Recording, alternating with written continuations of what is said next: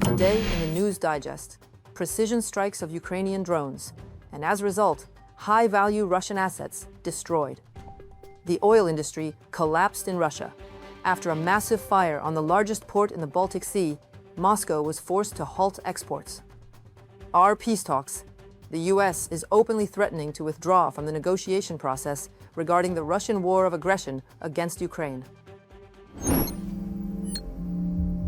Ukraine now has its own JEDI to fight against the dark Russian side using the Ukrainian force. The Defense Forces of Ukraine is receiving a new drone interceptor. And it is called literally that, the JEDI, and JEDI is a true Shahed hunter. It is capable of destroying Russian and Iranian assault UAVs, such as the Shahed, Gerans, and Gerberas, and can also intercept reconnaissance drones. Ukrainian JEDI receives data from radar stations on the ground in an automated mode, and likewise locks onto targets automatically. The UAV can accelerate up to 350 kilometers per hour and carries a half a kilo of explosive payload. Ukraine's unmanned systems forces have struck a number of high-value military and logistical targets deep within Russia and across occupied territories. In the Donetsk region, pilots destroyed a Tor M1 surface-to-air missile system. This is the 27th Russian air defense asset neutralized since March. Amongst the targets hit overnight were a Shahed drone storage hub in Donetsk and a primary telecom server hub where fiber optic lines were produced. Additionally, 2 logistics depots were destroyed in the temporarily occupied areas of the Donetsk region. In the Luhansk region, a train transporting fuels and tech lubricants, as well as fuel storage tanks, were successfully targeted. Ukraine's air forces, during last night's Russian massive strike, have shot down almost 400 aerial attack assets. Russians attempted to attack Ukraine from 8 different directions. As always, the targets are energy facilities, critical infrastructure, and possibly enterprises that also play an important role for Ukraine. The enemy used a large number of drones. There were also ballistic missiles that flew toward Poltava and Zaporizhia regions. And this time, the Ukrainian defense shot down almost all of the Russian cruise missiles. Also, many drones were recorded today. A large number of them were shot down. Virtually all cruise missiles were also shot down.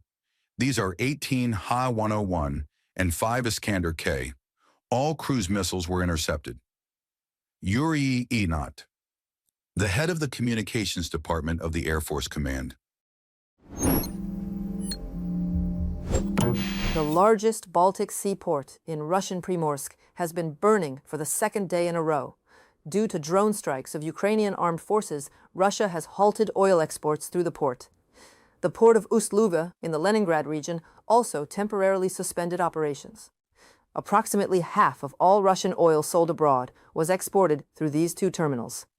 This means the Kremlin won't get money keeping its bloody war machine running. More in the story for you. On the night of March 23rd, the Ukrainian armed forces struck an oil loading port in Primorsk, Leningrad Oblast. It is considered one of Russia's largest oil export terminals in the Baltic Sea. The pipeline system has a capacity of up to 75 million tons of oil per year. It is from here that the bulk of Urals crude oil is shipped, including via the Shadow Fleet, to circumvent sanctions. Residents of Primorsk are sharing their impressions of what they have seen on social media. There's a fire near the port. Our air defense let it slip through. I've spent 3 years in the special military operation. But this wall of smoke is something else. Around 60 million tons of oil pass through the port of Primorsk every year. The aggressor state uses the proceeds from oil sales to fund the war against Ukraine and to support the Russian occupying forces. The General Staff of the Armed Forces of Ukraine classifies such facilities as legitimate targets. The Bashneft-Ufaneftekhim oil refinery was also hit. A fire on the company's premises has been confirmed. The Bashneft-Ufaneftekhim refinery is a vital link in the fuel supply chain for the Russian armed forces. Its primary oil refining capacity is approximately 6 to 8 million tons per year. The refinery is located at a significant distance from the state border of Ukraine, approximately 1,400 kilometers away, from a statement by the General Staff of the AFU on Telegram. Currently, operations at ports that handle up to half of all Russian oil exports have been halted, Reuters reports. Sergei Shoigu, Secretary of the Russian Security Council, has already begun to complain that no region in the Russian Federation, including even the Urals, can feel safe anymore. Ukraine's Ministry of Foreign Affairs confirmed that the scale and impact of Ukrainian strikes on the aggressor state's territory are steadily increasing. This is a deliberate strategy aimed at destroying the sources of terror directly at their points of origin.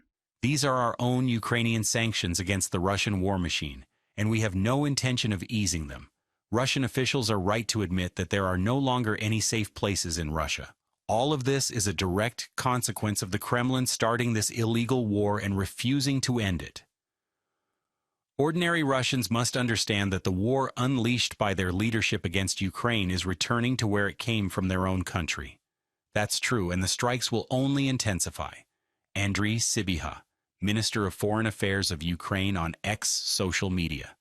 On March 20th, French President Emmanuel Macron announced the detention in the Mediterranean Sea of a vessel belonging to Russia's Shadow Fleet. On the morning of March 23rd, the Dana, a tanker belonging to Russia's Shadow Fleet and flying the Mozambican flag, arrived at the French port of Marseille-Fos. It will now be handed over to the judicial authorities for further investigation. Ukraine, together with the European Union, is working on legislative changes that will allow the confiscation of Russian and Iranian oil from Shadow Fleet vessels, said Ukrainian President Volodymyr Zelensky. He called on allies not only to block such vessels, but also to confiscate the oil they are carrying in the interests of European security.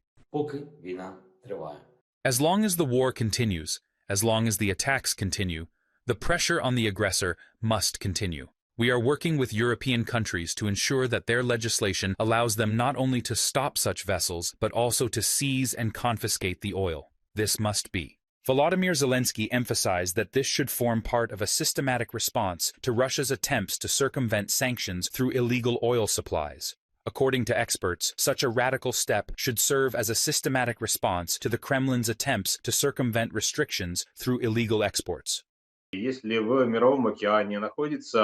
If there is a vessel in the world's oceans whose ownership is unclear, flying flags that change every week, carrying uninsured oil, carrying oil subject to sanctions without the proper documentation, and failing to comply with environmental safety standards, then why not seize that oil and sell it on the European market? According to experts, the intensification of attacks on energy infrastructure, coupled with pressure on the so-called shadow fleet, forms part of a systematic strategy to curb Russia's oil revenues. This involves not only the physical damage to key facilities, but also the creation of additional risks for the entire export logistics chain, from production to the delivery of raw materials to end customers. Reported by Natalia Husak, UATV News. The U.S. is openly threatening to withdraw from the peace talks if Ukraine does not agree to withdraw its troops from the Donetsk region. All this intimidation throughout the year, what is the reason for that? We in Ukraine can understand that. Trump started a new shiny war on his own in the Middle East and is anxious to victoriously end it ASAP and wants his hands untied in Ukraine. When it comes to Ukraine's future, there were and there are no reasons to say that these so-called peace negotiations with Russia actually were happening in the first place. These negotiations were not bringing Ukraine closer to ending the war, or at least to a ceasefire. Their only very significant plus is the prisoner swaps. But we have done it before. And these swaps will no doubt continue with the mediation of the same Arab countries of Persian Gulf, with which we are now much more connected militarily, politically, and economically, by the way. All we were and are getting in these peace talks with Russia, even if we are to speculate they are somewhat happening, is pressure from the U.S. that spirals every 2 to 3 weeks with more and more new demand from the U.S. as a mediator, and somehow this Trump's administration pressure is always synchronized with Russian demands. And that is not even raising eyebrows or questions in Kyiv. Ukraine understands it clearly. Who is who in these peace talks show, simply by judging their acting. In fact, after Anchorage, America ceased to be an ally, let alone a pure mediator for Ukraine.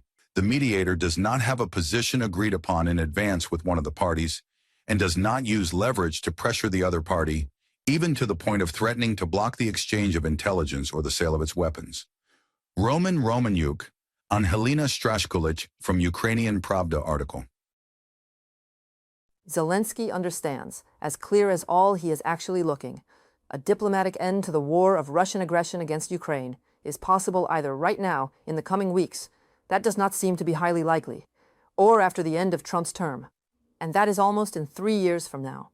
with Donald Trump doing his best to avoid being a mediator and openly siding with Russia, calling it just like the Kremlin, the spirit of Anchorage. However, the Ukrainian leadership still doesn't understand how withdrawing from Donbass can guarantee a halt to the aggression. It is difficult for the commanders who currently hold the dominant heights in the Donetsk region to explain why defending in the open steppes behind these heights would be more advantageous. Russia continues the war against Ukraine and prepares new ones, says Zelensky after the report of the Ukrainian delegation which had negotiations with American representatives last weekend. The president of Ukraine is sure the war in Iran is also emboldening Russia to its aggression. The geopolitical situation has become more complicated due to the war against Iran, and unfortunately, this is emboldening Russia. But the fundamental circumstances have not changed. Russia continues this war, and its destabilization of Europe supports the Iranian regime with intelligence, and thereby prolongs the war in that region, while also preparing for new conflicts in the coming years. Volodymyr Zelensky, president of Ukraine, on X.